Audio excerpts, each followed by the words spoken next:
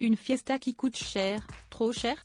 L'Office national des statistiques, ONS, a publié un rapport vendredi 12 août 2022 dans lequel il évoque le produit intérieur brut britannique, PIB, impacté par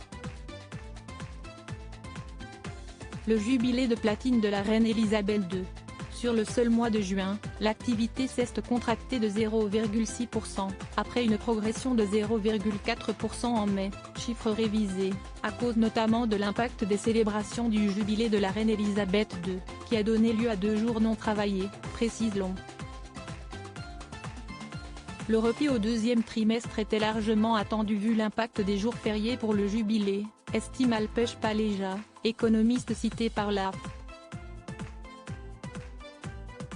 Pour rappel, les festivités ont eu lieu du 2 au 5 juin 2022 afin de célébrer les 70 ans de règne de la populaire monarque.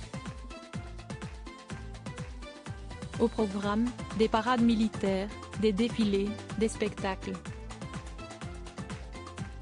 Au total, comme le souligne le journal Le Figaro, pas moins de 200 000 événements locaux ont eu lieu dans tout le Royaume-Uni lors de cette période.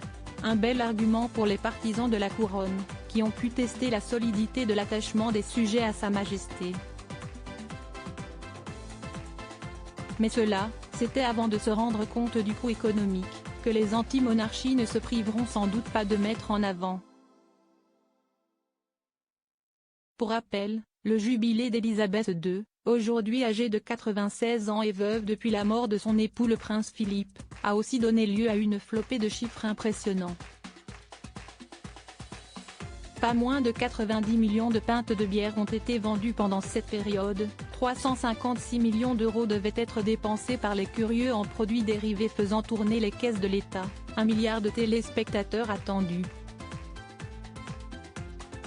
Alors que sa santé est déclinante mais qu'elle refuse catégoriquement d'abdiquer au profit de son fils le prince Charles, la reine Elisabeth II se repose comme chaque été dans son château adoré de Balmoral. Elle s'y est installée en toute discrétion le 9 août, sans rencontrer la presse ou les photographes.